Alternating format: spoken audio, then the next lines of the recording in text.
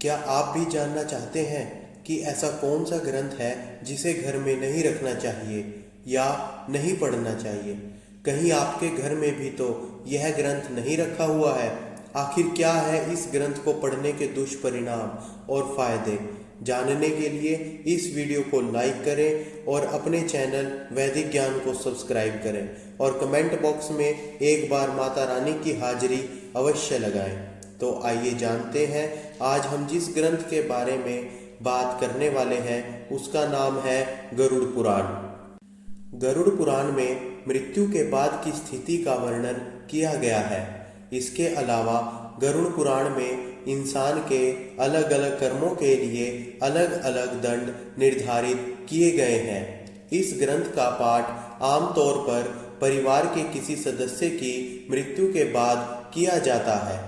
इससे आत्मा को मोक्ष प्राप्त होता है और घर की शुद्धि होती है।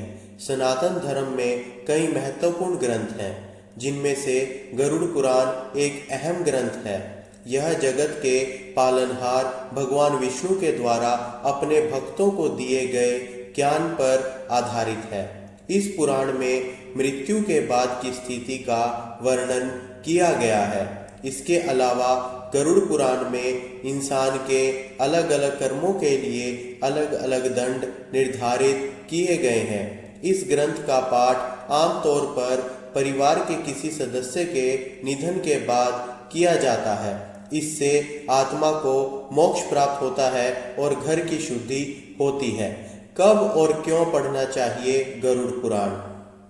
शास्त्रों की माने तो घर में किसी सदस्य की मृत्यु के बाद गरुड़ पुराण पाठ करना चाहिए। इसलिए जिस इंसान की मृत्यु होती है उसकी आत्मा को गरुड़ पुराण सुनाया जाता है। मृतक इंसान की आत्मा पूरे 13 दिनों तक अपने घर पर ही रहती है। इसलिए गरुड़ पुराण का पाठ करने से उसे मोक्ष की प्राप्ति होती है। गरुड़ पुराण पढ़ने के नियम। गरुड़ पुराण एक रहस्यात्मक ग्रंथ है। इसका पाठ करने से पहले कई बातों को ध्यान में रखना चाहिए। कई लोगों का मानना है कि गरुड़ पुराण को घर में नहीं रखना चाहिए। इस बारे में कई भ्रांतियां हैं।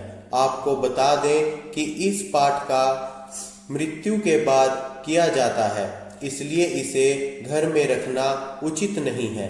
इंसान को पूरी पवित्रता और शुद्ध मन से गरुड़ पुराण का पाठ करना चाहिए। इसके अलावा गरुड़ पुराण का पाठ साफ सफाई वाली जगह पर ही करना चाहिए। गरुड़ पुराण का महत्व। गरुड़ पुराण 18 महापुराणों में एक है। इस ग्रंथ में 19,000 श्लोक हैं, जिसके 7,000 श्लोक में इंसान के जीवन से संबंधित हैं। इसमें नरक, स्वर्ग, रहस्य, नीति, धर्म और ज्ञान का उल्लेख किया गया है। इस ग्रंथ का पाठ करने से इंसान को ज्ञान, यज्ञ, तप और आत्मज्ञान, सदाचार के बारे में जानकारी प्राप्त होती है। मिलते हैं फायदे। मान्यता के अनुसार अगर किसी की मृत्यु के बाद इस ग्रंथ का पाठ किया जाता है तो उसकी आत्मा को मोक्ष की प्राप्ति होती है और नकारात्मक शक्ति खत्म होती है। इसके अलावा घर का वातावरण शुद्ध होता है।